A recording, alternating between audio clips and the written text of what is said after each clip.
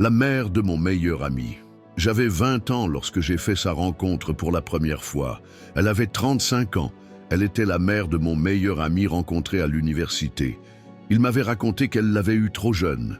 Il me parlait beaucoup d'elle et j'ai compris qu'elle occupait une grande place dans sa vie. Je l'ai rencontrée par hasard. Elle était passée dans la ville où nous étions pour inviter son fils. C'est comme ça que je suis tombé amoureux d'elle sans même comprendre. C'était un amour perdu d'avance. Malgré mon jeune âge à l'époque, j'étais conscient que la société n'allait jamais donner son approbation. Personne n'allait jamais l'accepter et même pas elle. Elle était célibataire. J'ai mis plus de 8 mois avant d'obtenir un rendez-vous. Je lui ai dit que je l'aimais et que je voulais passer ma vie avec elle. Elle m'a répondu que la vie n'est pas un film.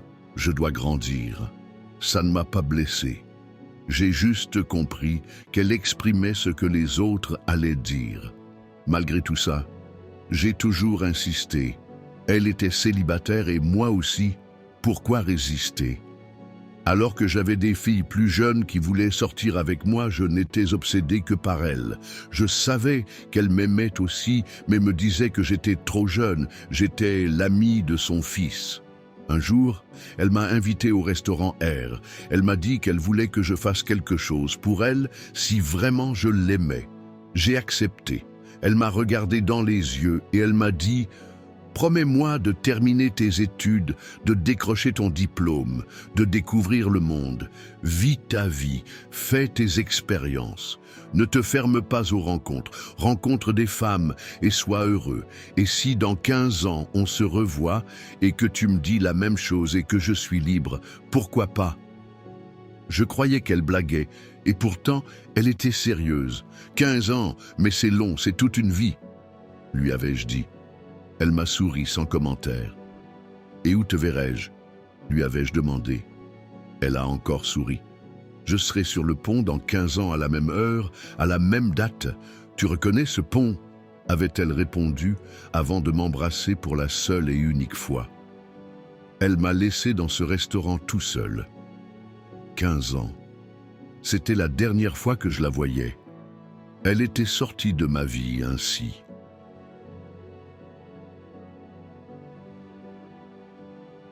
J'ai terminé les études. J'ai même quitté le pays. J'ai fait des rencontres, mais elles n'étaient jamais sorties de mes pensées. Je me suis marié à 29 ans avec une fille bien de 4 ans, ma cadette, mais ce n'était pas vraiment ça entre nous. Le problème, c'était moi. Je n'arrivais pas à sortir la mère de mon meilleur ami de ma tête. J'ai eu un fils que j'aimais beaucoup. J'ai gagné beaucoup d'argent, mais la vie n'était pas celle que je voulais. Une seule image m'avait obsédé durant des années. J'ai essayé de la rechercher par le biais de mon meilleur ami. Il ne me disait rien. J'ai compris qu'elle lui avait sûrement passé un message. Je n'ai pas voulu insister. Les rencontres avec mon meilleur ami étaient devenues rares, et nous nous sommes éloignés au fil du temps. J'avais 33 ans lorsque j'ai divorcé. Je n'arrivais plus à supporter ce mariage de façade qui n'en était pas un en réalité. Ma femme m'a accusé d'aimer une femme mystérieuse et que je ne lui avais jamais donné sa chance. Elle est partie avec nos 2 enfants. Elle avait raison. Je n'avais fourni aucun effort. Toutes les rencontres que j'ai faites les années suivantes ne m'ont pas apaisé. J'étais toujours incomplet. Je regardais le calendrier. J'allais enfin avoir 35 ans. Ça allait faire 15 ans. Toutes ces années, je n'avais pas oublié. Je savais que je serais au rendez-vous, j'étais peut-être fou, mais c'était comme ça. Je ne savais même pas à quoi elle ressemblait aujourd'hui. Était-elle devenue une vieille femme avachie qui marchait avec une canne? Je m'en foutais. Son physique ne m'avait jamais intéressé, juste elle. J'étais connecté à elle depuis le départ et c'était tout ce que je désirais. J'avais 35 ans, enfin. Je suis allé au rendez-vous. J'ai attendu durant des heures. J'ai scruté chaque visage que je voyais. Elle n'est jamais venue. Elle s'était sûrement mariée. Elle n'était plus libre. Je suis resté des heures à pleurer sous la pluie comme un enfant. C'était perdu depuis des années, mais je n'avais pas cessé d'espérer. Je suis retourné dans mon hôtel en me disant que nous nous reverrons dans une autre vie. Le lendemain, je suis sorti quand même, et je suis allé encore l'attendre. Le surlendemain, j'y suis allé encore une fois.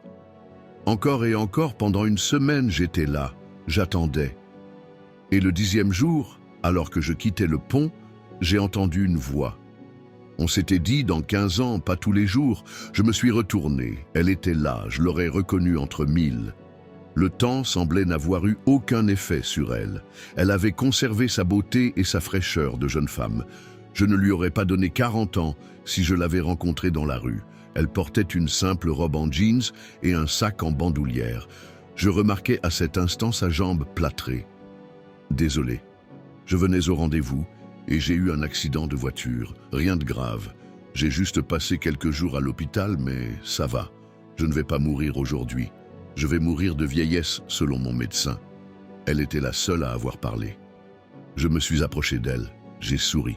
Je la dépassais d'une bonne tête. Enfin, je lui ai dit « Je suis là, je suis au rendez-vous ». Elle a acquiescé. « Je vois ça. Tu es têtu, tu as grandi ». J'ai éclaté de rire. On ne s'était même pas touché. Je respecte toujours ma parole. Veux-tu m'épouser? À suivre. Une histoire écrite par Ernestine Mbakou. N'oubliez pas d'aimer, de commenter, de partager.